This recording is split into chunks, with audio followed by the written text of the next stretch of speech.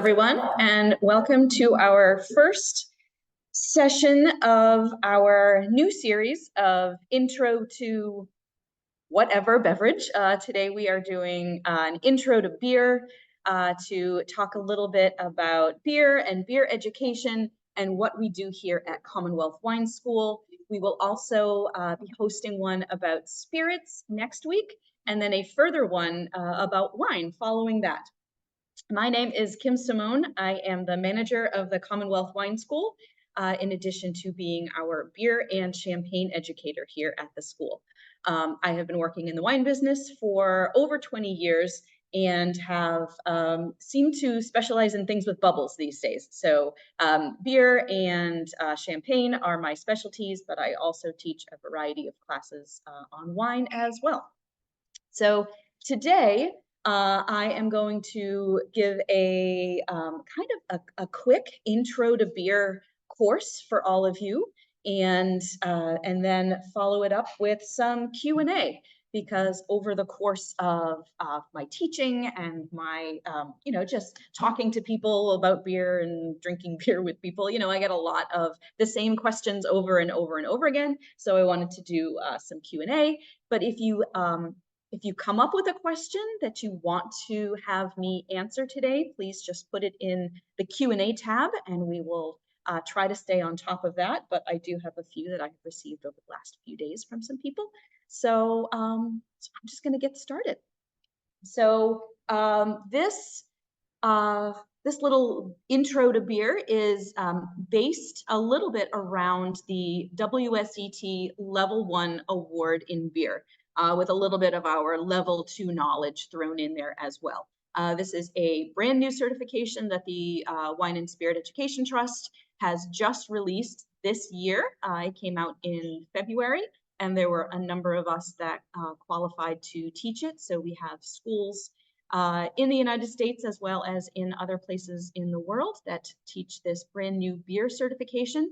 I am honored to be one of the first people, not only in the United States, but in New England. I think there's only 2 of us. So this is based a little bit around that curriculum.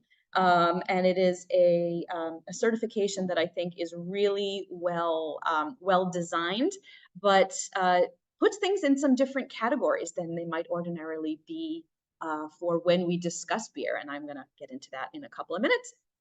But right off the bat, what is beer? So beer is an alcoholic beverage that is made primarily using barley, water, hops, and yeast.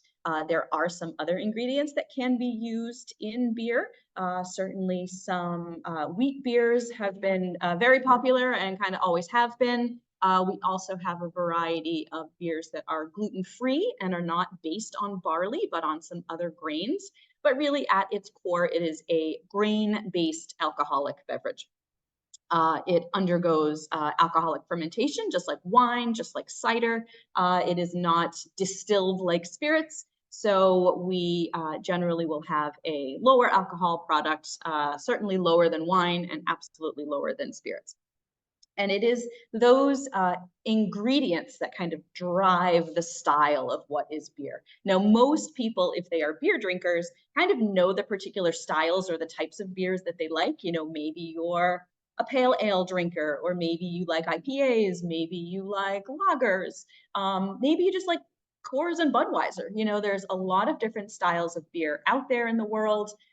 Many of them are based on whatever was able to be grown in a particular area traditionally. So styles have arisen that way. But we are talking really about different styles being ingredient driven. So our different types of malt will lead to different styles of beer. We have different hop varieties, and hops give our bitterness. They give a lot of aromatic compounds to our beers. So those 4 ingredients, malt, water, yeast, and hops, are really what drive the styles of our beer. So beer is made by malting and mashing those cereal grains. And what this does is that it turns the starches in those grains into sugars that the yeast can consume, because yeast needs to eat sugar in order to produce alcohol. So in the process of malting and milling and mashing, we get to the point where those grains now have sugars that are that the yeast is now able to eat. We'll turn it into alcohol, and that is how we end up with our beer solution. So that is what is important about our grains, so primarily our barley, but how you treat the barley in those early steps really does determine the style of the beer, because there is a process called kilning where you literally will cook the grains, and you can cook them to a very light color, or you can cook them to a very dark color. So if we have our lightly kilned malts, then we end up with lighter beers that taste a little bit more like bread dough, water cracker, things along those lines. If we cook them a little bit longer, if we kiln them a little longer, we have kind of more brown color and more toasty flavors and aromas that are associated with those. So we will have more of like toast or nuts, sometimes even caramel, chocolate, and darker colors as well. So that's why you see kind of the whole gamut of colors for a beer. You can have something really, really pale and light, or you can have something completely black and you can't see through it. So that entire color spectrum is something that we tend to find with beers. And hops, as far as flavoring and bittering go, really can't be ignored, because they are one of the things that really makes an impact on the final style of the beer. So hops are a plant. They're grown on this vine-like thing called a vine, and they are harvested once a year, and they look like teeny tiny little pine cones. And they contain essential oils that contribute to aromas and also bitterness in the beer. So hops are really important for that final flavor of the beer, for the aroma of the beer, and there are certain styles of beers that are very much driven by those hop flavors and aromas. So when we get into certain beer styles like India Pale Ales or New England IPAs, we sometimes call them hazy IPAs. Some of our, Pilsners out of Germany and Eastern Europe, those are really hop-driven styles, because you get those hop flavors and the bitterness and the aromas as the overwhelming characteristic of the beer. So that's kind of a little breakdown about what our ingredients contribute. We also have certain styles of beer where the yeast contributes a lot more flavor. So something like our Hefeweizens out of Germany, which are those kind of pale, hazy, almost sort of citrusy smelling styles of beer that are light and refreshing and really, really great for summertime. Those have more of a yeasty characteristic to them. So sometimes we run into those beers that are more driven by, say, their yeast strain than they are by necessarily the malt or the hops. So as far as styles of beer go out there, like I said, a lot of the style of a particular beer is based on what we do to those ingredients, what the brewer or the maltster does to bring emphasis to one of those ingredients. So if we have those malts that are a little darker in color, a little more roasted, we might end up, or we will end up, with a beer that has darker colors, richer flavors, and more of those kind of toasty notes, as opposed to something that is on the lighter side, like I said, a Pilsner or a pale ale. Now, this is a little bit of a different way of viewing the entire category, because a lot of times people are like, oh, beers are broken into ales and lagers. And yes, beers can always be broken down into, are they an ale or are they a lager? And this refers to the type of yeast that is being used. So lagers and ales are made using different species of yeast. So there is a difference in the type of yeast that can be used. And usually ales will have more aromatics going on. Lagers will be a little more muted and have a little bit less flavor to them. And this is kind of a traditional way of breaking down beer styles. So we do sometimes see that whether a beer is an ale or a lager is something that is prevalent on a label.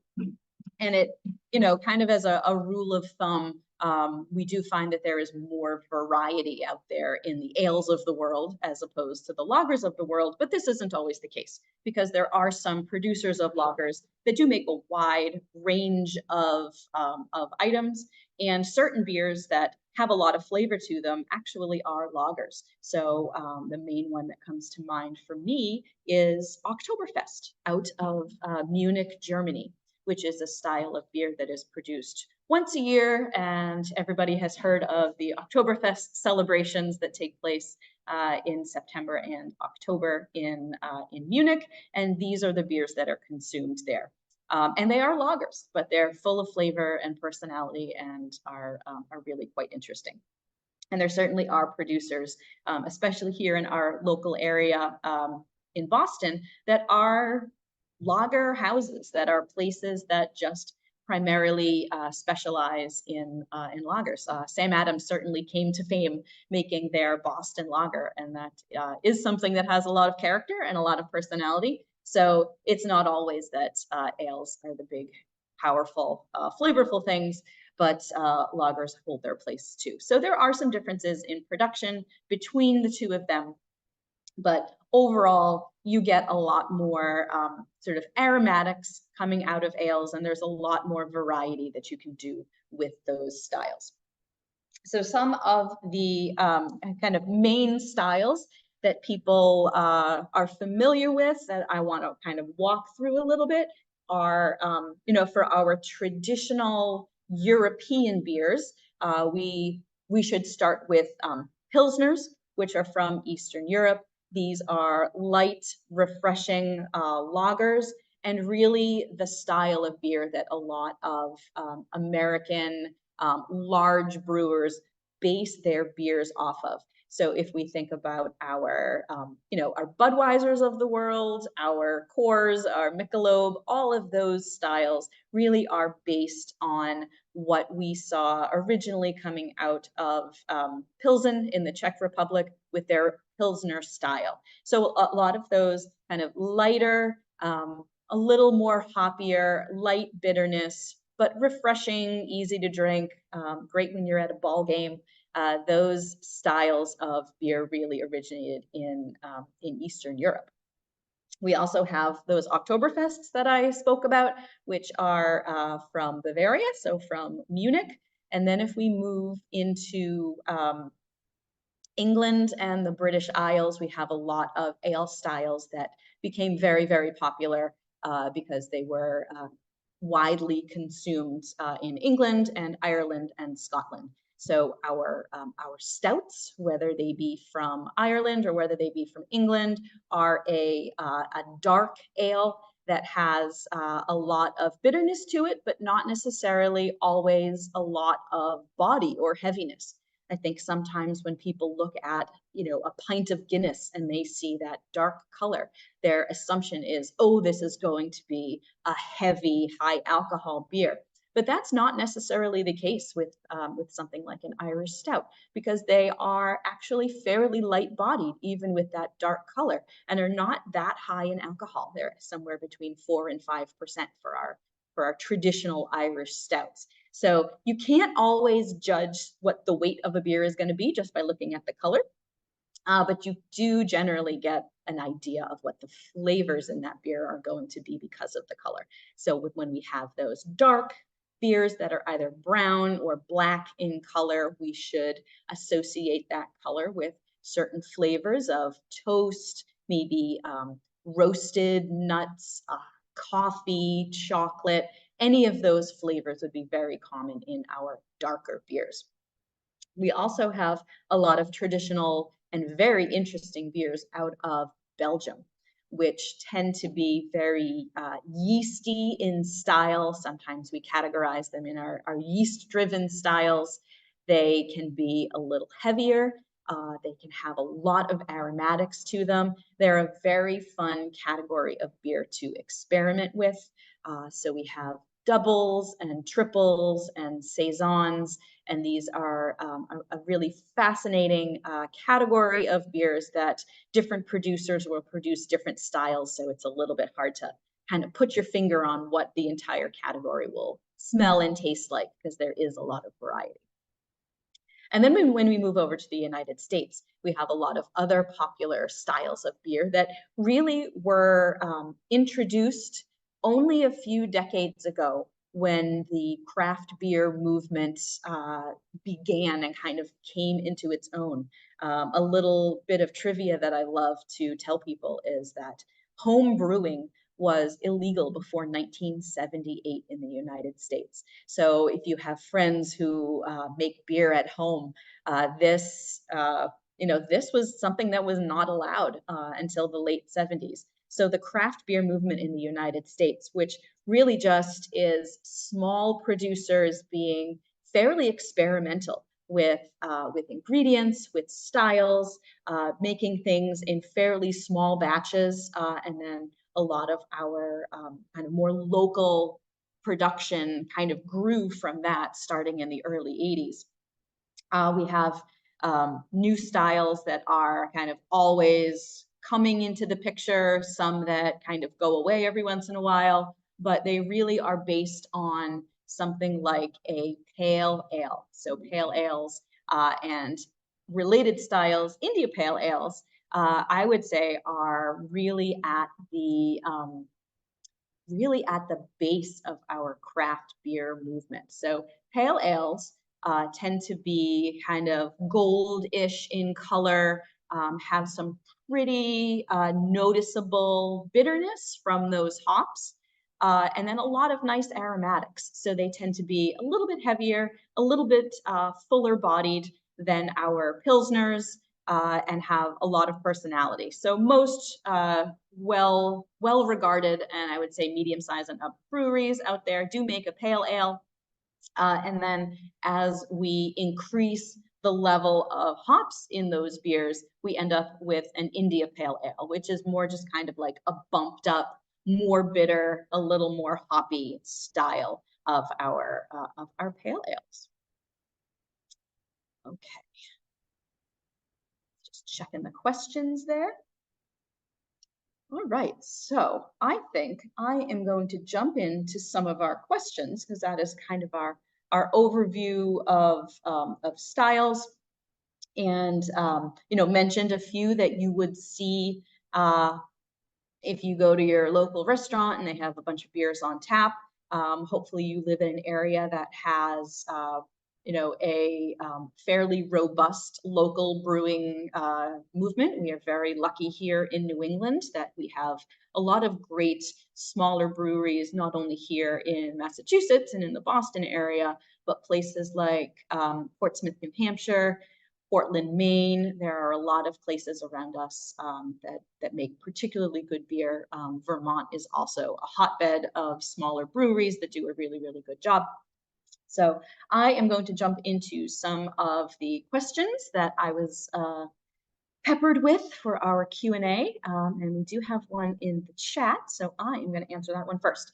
So I have a question. I've passed WSET level 1 in beer and want to know more about options for taking level 2. So we do have level 2 in beer available here at the Commonwealth Wine School. If you are local to Boston, we have level 2 starting up in the fall in person, but we also have an online component as well. So we do have the ability for you to take both level 1 and level 2 online if you are not able to come into our school here in Cambridge. And level 2 is it's a more detailed, more intense introduction to beer. So you don't necessarily have to have taken level 1 in order to start level 2. But we do recommend that you have a little bit of beer knowledge under your belt, even if it's just that you like to drink them. So if you like to drink them, you kind of know a little bit about the ingredients and some of the styles. Level 2 can be a good place to start. But we do online live webinars throughout the course of the class.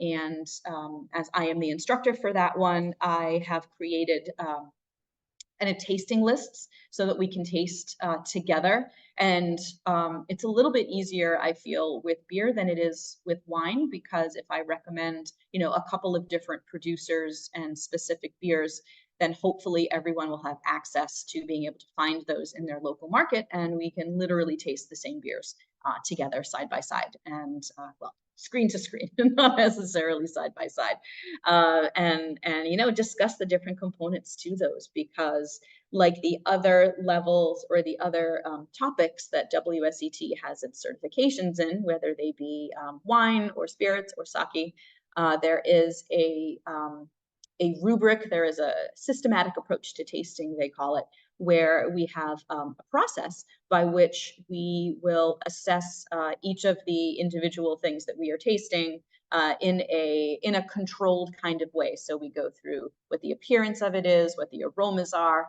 how it tastes and how it feels in your mouth. So there's this whole method that we use for tasting together so that you can learn a lot about the beers, but also so that we all have kind of a common language and a common way to describe them.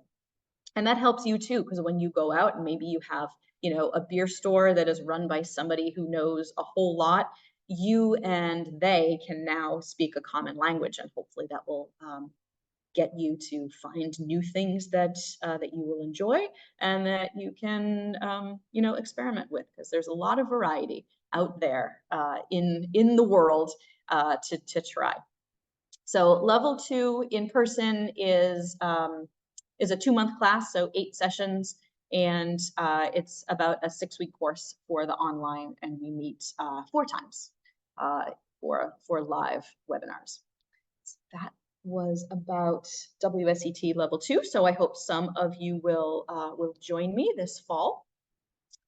I also got a question, and this is one that I hear from people a lot, about temperature variation. You go to the store and you buy a 6-pack of something and it's in the cooler, and you bring it home and you forget to put it in the fridge. And you're like, uh-oh, I let it come back to room temperature. Is this going to destroy my beer? And I think this is a common misconception. I'm not sure where this came from, but I think it's a little bit of a lost in translation maybe. So you will not destroy your beer if it came home cold, you let it get warm, and then it got cold again. So you don't want to do that like a million times, but if it happens once or twice, your beer will be perfectly fine. The bigger problem with temperature variation is fluctuating a lot from warm to cold, or having your beer at a really, really warm temperature. Because alcoholic beverages, any beverages, really don't like getting really warm. So we need those colder temperatures so that they will retain their flavors and their aromas and their structure, and they don't prematurely age. So we want to generally keep our beers cool at all times. But if it came back to room temperature, or you bought it at room temperature and it goes back and forth once or twice, you're really not going to be destroying the integrity of your beer. So never fear. Every once in a while, if you run into a situation where that happens with your bottle or your can, you are fine. That leads into a second question that I get a lot, and that is this resurgence of craft beers or better beers being put into cans instead of in bottles. Now, this has become really a big trend over the last 10 years or so, where some of our smaller or mid-sized breweries will put almost all of their product in cans instead of bottles. And one of the things that is really, really excellent about a can versus a bottle is that it protects your beer from light. Now, light is a killer, not only to beer, but also to wine, which is why when we see wine in bottles, they tend to be in fairly dark brown bottles or green glass. But for beer, there is a compound in the hops themselves that when those hop compounds come into contact with light, they can start to degrade and change the flavor and the aroma of our beer. So if you've ever heard anybody talking about a skunky beer, this is what I am talking about. The technical term that we use in the industry is light struck, because the light interacting with those hops will change the flavor. But here in America, we call it a skunked beer because we have skunks and the aroma is fairly similar to skunk spray. So there are a few brands out there that have kind of harnessed this aroma and have made it part of their beer's character and profile. If you really want to know what a skunked beer tastes like, you can do a little experiment where take a can of beer and open it in a dark room and pour one portion of it into a glass on a sunny day, and go put that glass outside and leave it in the sun for like 5 minutes, and then bring it back inside and taste it alongside the portion that you have not poured out of the can yet. And you will be able to get a good idea of what does a skunky beer taste like and smells like. It literally smells like skunk. People also compare it to smelling like bad marijuana, which is not surprising because a lot of the chemical compounds for the aromatics are very similar. So that is what happens when we have a skunky beer. And it is much more common in beers that are bottled in clear glass or in green glass, because those glass colors do allow some light through.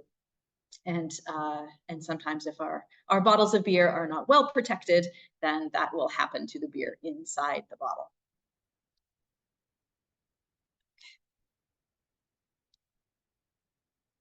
So that is one of the reasons why cans have become so popular, is because they protect from light. And there's nothing else that, say, somebody who runs a beer shop or a beverage store has to worry about as far as protecting those if they were in bottles. So cans are, they keep the beer away from the light. They don't allow any oxygen in. They're pretty lightweight, certainly lighter than glass. So there's a whole bunch of reasons why beer is generally now bottled in cans instead of in bottles. But bottles are very traditional. So if you see them in bottles, that doesn't mean that there's anything wrong. There are a lot of things just tied to tradition that we do see in beer, just like we see in wine.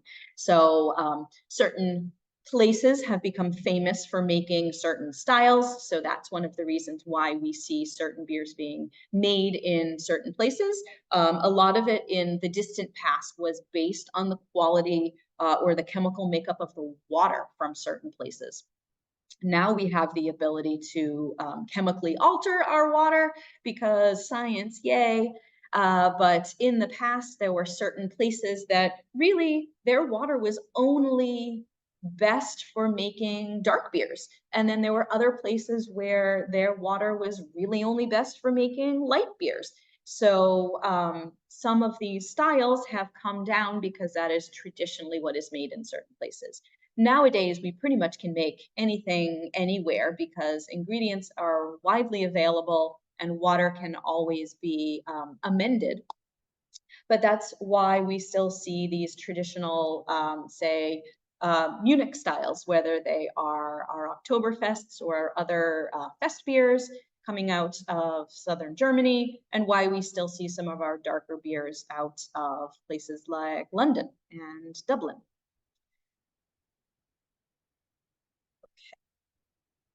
So let's see. I had a question about highly hopped beer styles, and that someone has noticed that there has been a trend for certain styles of beer just to get hoppier and more bitter and more bitter and more bitter. And this, I think, was a really interesting question because there's a bunch of different directions I could take my answer in. So my first will be that just like everything else, the beer world has trends in styles. Nothing stays the same. People like to push the envelope when it comes to making beer.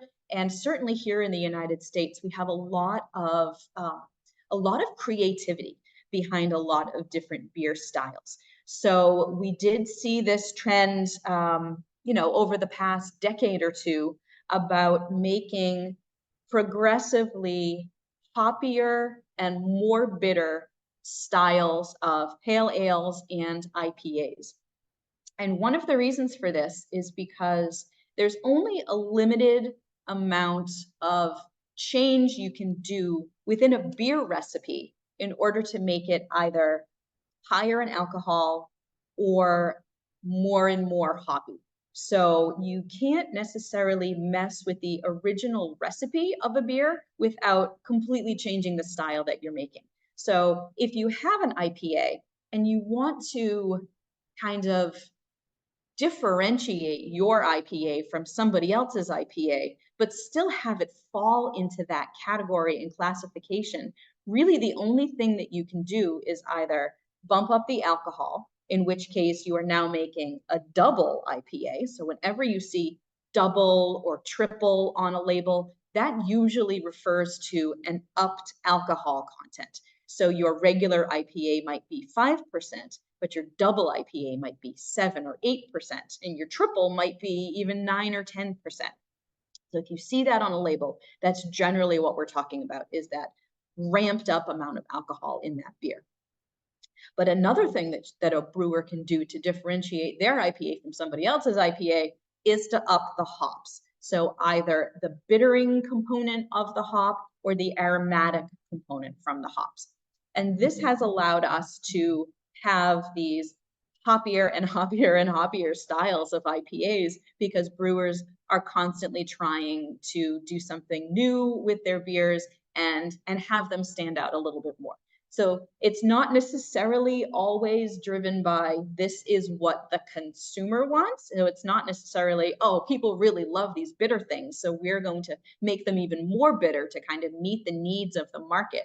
It's more that brewers needed a way to do something a little bit different with their beers. And so upping the bitterness level and the aromatic level was a way to do this. So as far as our more bitter styles of IPA, that's kind of how they developed. But then there was an interesting sort of corner that was turned specifically by some of our brewers up here in New England, where instead of making their IPAs more bitter, they instead made them more aromatic.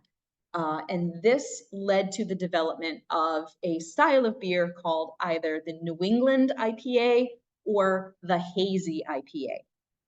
Because when you make a beer with hops, it matters when you add the hop to your brewing process. So if you add it at the beginning of the process, you get more of the bitterness and less of the aromatics. And if you add it towards the end, then you get more of an aromatic beer and less of a bitter beer. If you've ever seen the term dry hopped on a beer description or on the beer can itself, this is what we're talking about, that the hops are added at the very end of the production. It doesn't add a lot of bitterness because those bitter elements in the hops require some heat in order for them to be extracted, but we get this more aromatic, and depending on the variety of hops that's used, sometimes it's fruity, sometimes it's vegetal.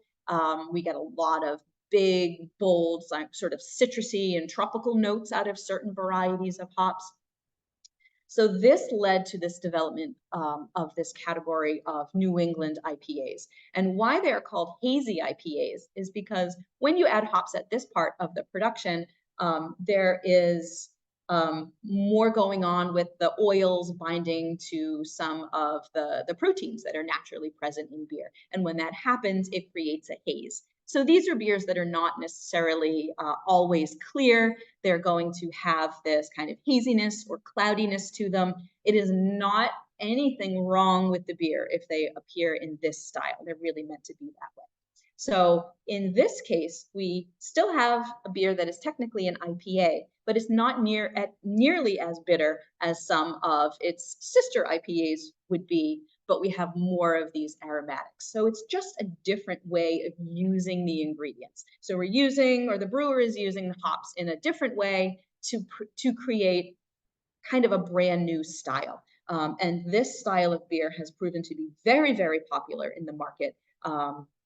And to the point that so many brewers were producing them that they really have their own now unique category. So yeah, so styles and trends in styles do happen, just like in everything else, just like trends in music or trends in fashion, there are trends in beverages as well.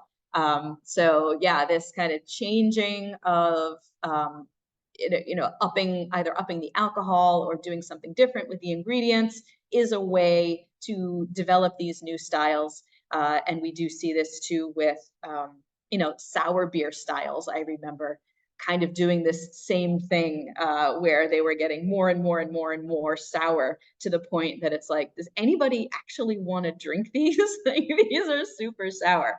And I kind of feel like we got that way with the really, really aggressively bitter IPAs. So everything is always kind of a pendulum when it comes to trends. So I feel like maybe we've passed the super bitter style for our IPAs, and now we're back to things that are a little bit more balanced.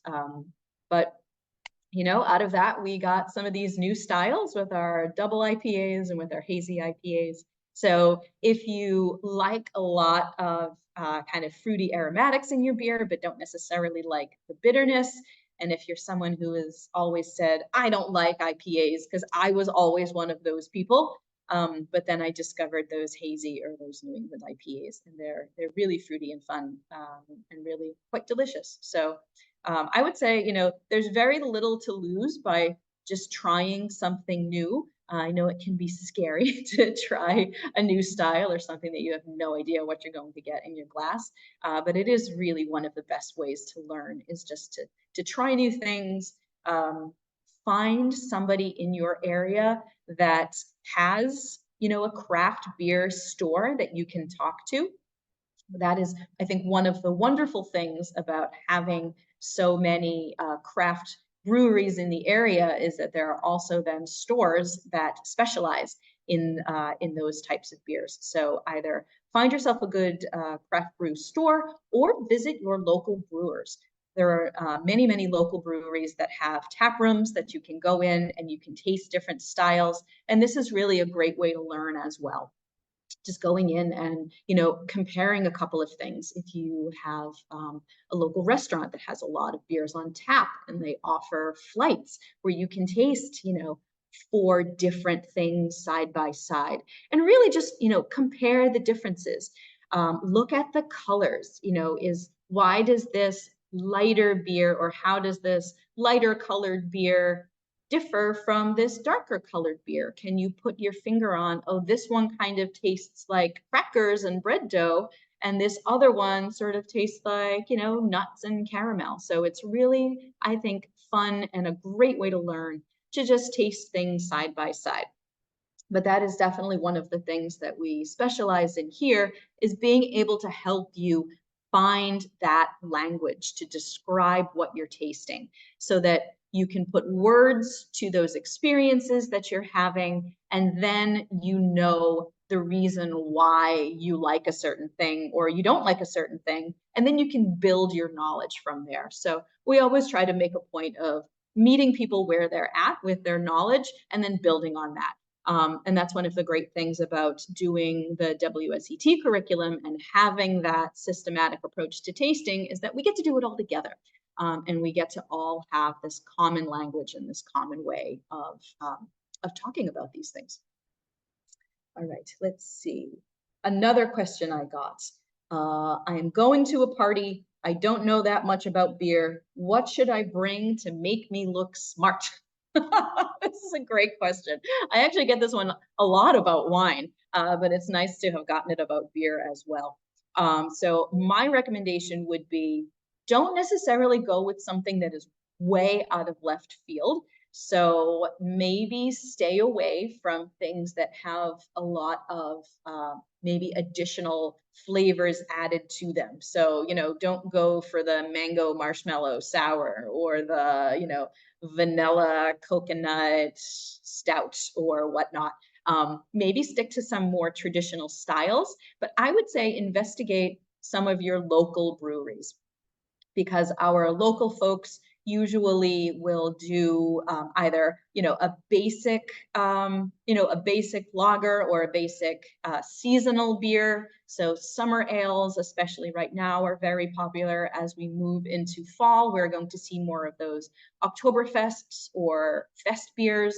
We always have some darker, richer styles in the wintertime.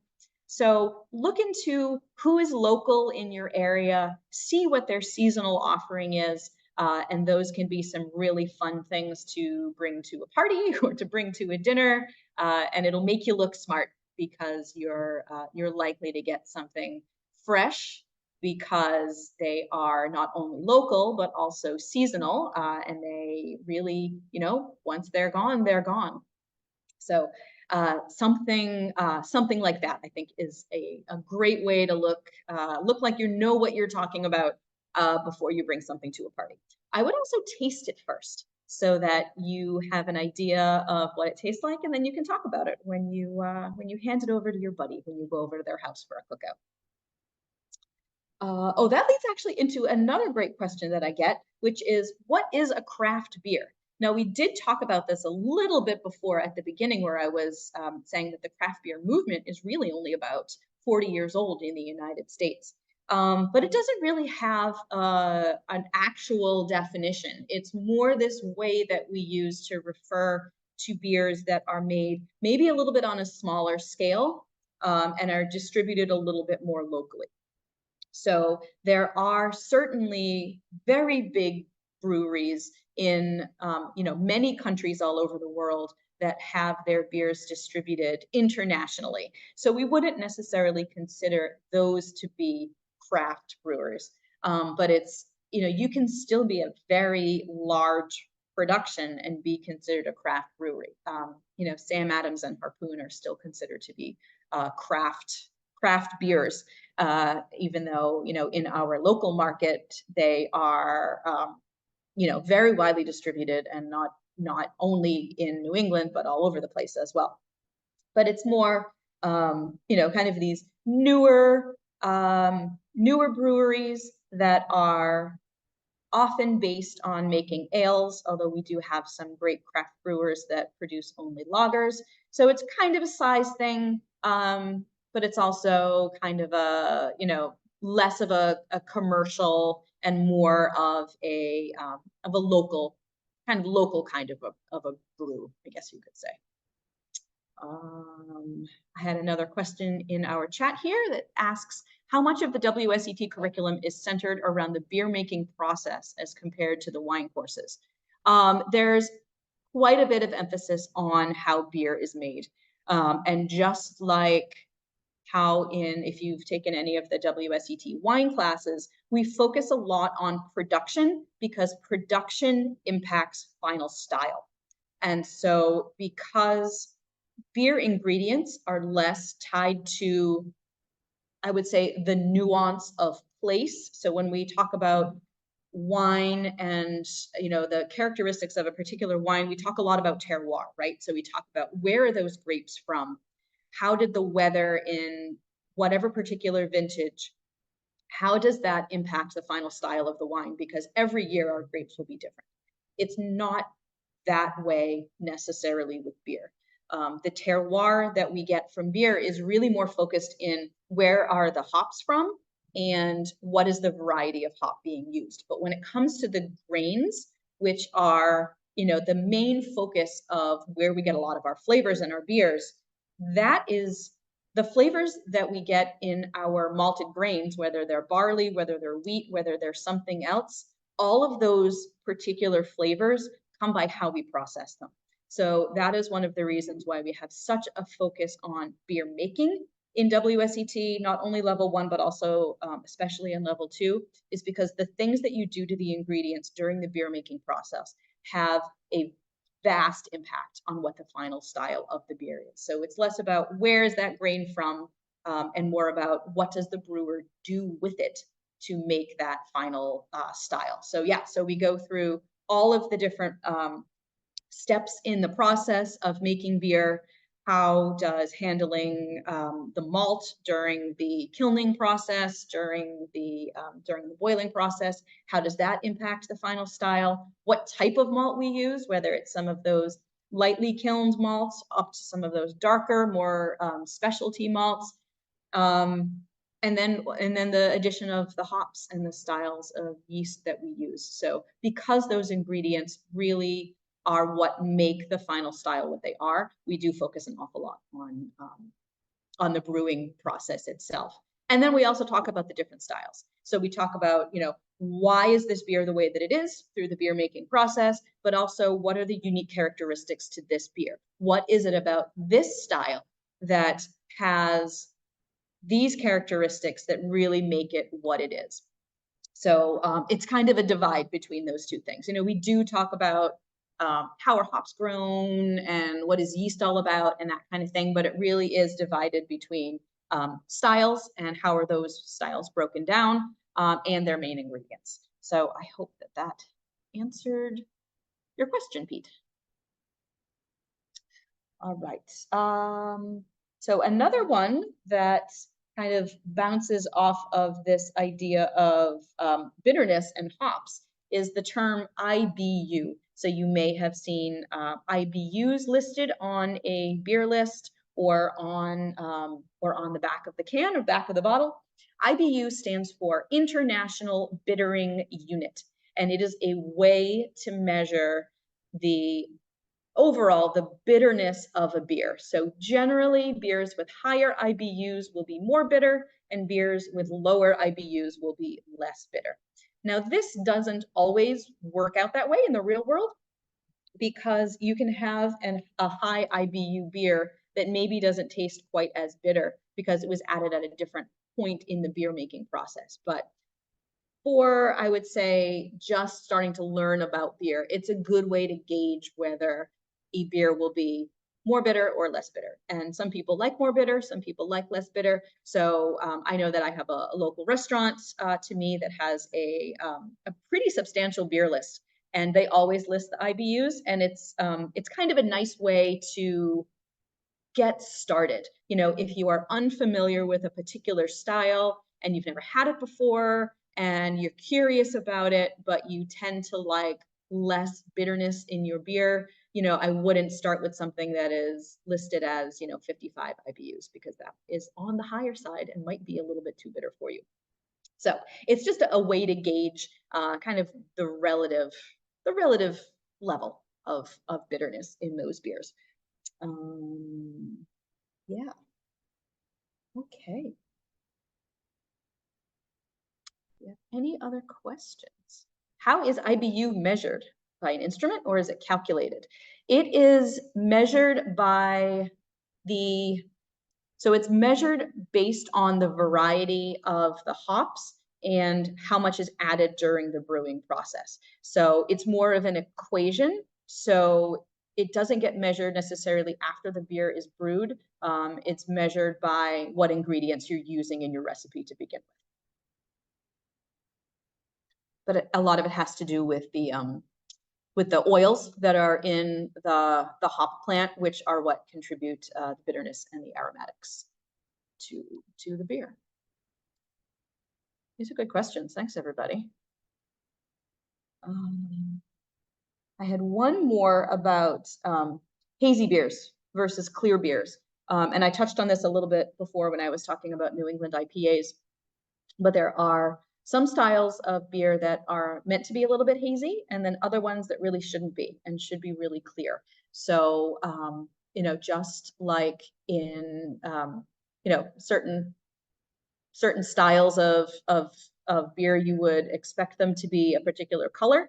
And if they're not, then something might be wrong with that. Same goes for wine. But that holds true for haziness too. So a lot of beers really should be clear. You should be able to see through them, and there shouldn't really be any sediment floating around in there. But some styles just naturally will throw more of a sediment. And a lot of this has to do with the ingredients that are used.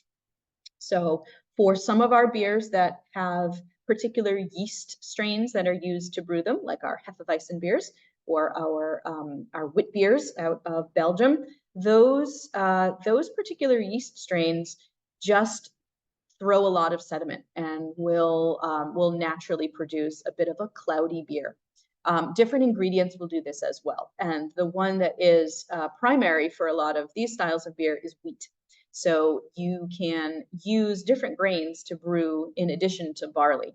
And wheat beers are notorious for producing hazy beers because of the amount of protein that is in the wheat. So protein, when it comes in contact with some of the components for the hops, will just naturally form a haze. And that haze sticks around in the beer.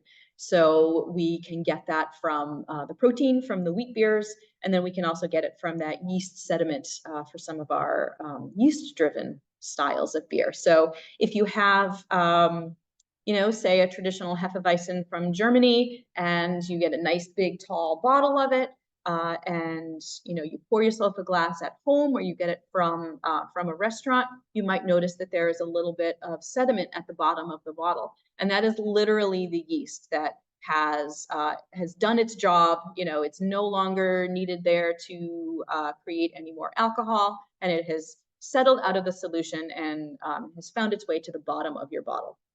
Don't drink that. It's not going to hurt you, but it doesn't taste very good. But that's completely natural. So that is one of the things that we tend to find sometimes in these hazier beers, is that they have a little bit of sediment at the bottom of the bottle. So in addition to wheat beers throwing that haze, like I spoke about before, those New England IPAs will also have that haziness going on because of that interaction between the protein in the beer and that high level of hop oil from the beer having their hops added at the end of the process.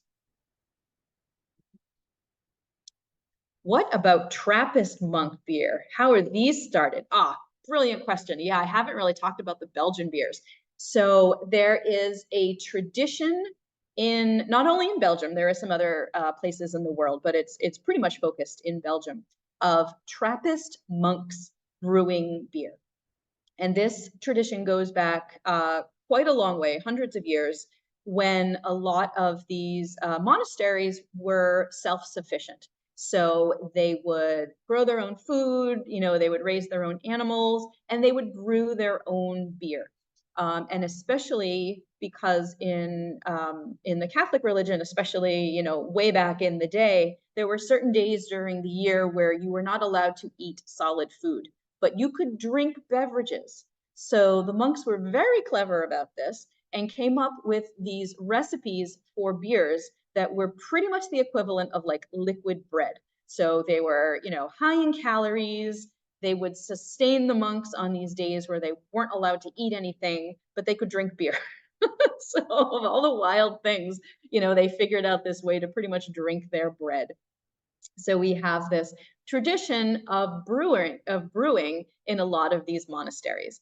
And the Trappist monks were the ones who really, kind of perfected the art of making a lot of these styles of beer. So now, although we have fewer of these monasteries, there are only about, I think there's maybe only 9 or 10 in the world that are official Trappist brewers and breweries, where everything is done by the monks, everything is done being overseen by the monks, that make these particular styles. So there are other brewers and breweries in other places that might make Trappist style beers, but they're not allowed to call them Trappist beers because they're not technically run by Trappist monks. So there are, I think there's like one in Italy. We used to have a couple here in the States. They're mostly based in Belgium. And these styles that they make are what we would traditionally call doubles and triples. So we have some of these styles that get richer and a little higher in alcohol and have a variety of different flavors and are really quite yummy. So definitely something to investigate, and don't shy away from the ones that make what they're allowed to label as Abbey style beers. So if you see Abbey style on the label, then that just means that they are basing their styles off of those traditional Trappist labels, but they can't put the word Trappist on the label.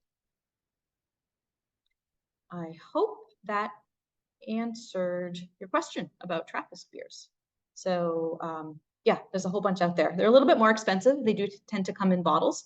And this is another style of beer that, so they do have a sediment in the bottom of them because a lot of them will be bottle conditioned. So the bubbles in the beer will develop inside that bottle. And so we'll have a little bit of that yeast sediment on the bottom. So they are beers that can be aged for a significant amount of time. Most beer goes bad pretty quickly. So we want to generally drink our beer as young as possible. So kind of the opposite, people think about, fine wine needing to age. Generally, beer does not need to age. You really want to drink it when it's fresh and when it's young because it starts to lose a lot of those really pretty aromatic compounds within 6 months to a year. So beer should pretty much be drunk as early as possible. So got a question about the difference between ales and lagers. Yeah, so ales and lagers are mainly differentiated by the type of yeast that is used to make them. So we have ale yeasts and we have lager yeasts, but more importantly, a lot of the flavor differences between ales and lagers tend to be based around how complex is the flavor of the beer. So lagers tend to have a little bit of a cleaner profile. They can be on the lighter side. We usually get more of our lighter, crisper, clearer beers being made in a lager style, as opposed to ales. Ale yeasts have more personality and more characteristic to them. So our ales tend to be a little bit more aromatic. They tend to be more complex as well. This is not a hard and fast rule. You can find a lot of lagers out there that are complex and have a lot of interesting flavors. But as far as the flavors that the yeast themselves impart to the beer, we tend to find those flavors be more muted in lagers and a little bit more in the forefront for ales. So there's more variety in the ale category as well. All right, I am just about ready to wrap up, and I want to see if I have one last question. Doubles, triples is about the color. So yeah, so it's about the colors of doubles and triples. Yeah, so doubles are dark beers, whereas triples tend to be golden beers. That seems really counterintuitive because you would think that the heavier beer would also be darker in color, but it's not necessarily. So our doubles tend to be either brown or sometimes brown with a little bit of a red tinge to them, whereas our triples also can be called like strong golden ales. They have higher alcohol, more complexity, more richness to them, but they do tend to be gold in color. So yeah, that's a tough one to kind of remember, especially if you're taking a beer test. You have to remember which is the color of the double and which is the color of the triple. Okay, and then the serving temperature for beer. Great question. So generally refrigerator temperature is what certainly Americans tend to drink their beers at. Europeans and the English in particular tend to serve their beer a little bit warmer. There's a whole tradition behind the reason for that. But I think that refrigerator temperature is perfectly fine. As your beer warms up, you will get more of those aromatic compounds. So just like wine, when something warms up in your glass, you're going to smell more from it. And the same is true for beer. So you don't want it too warm because you don't want just the alcohol to kind of come to the forefront. You want those aromatics and you want those nice flavors. But cool to cold is perfectly fine for your beers. All right, that is my hour. So thank you for those of you who logged on and participated. And if you are viewing this as the recording and want a little bit more information about our programming here at the Commonwealth Wine School, you can reach out to us on our website, which is commonwealthwineschool.com, or you can email us at info@commonwealthwineschool.com.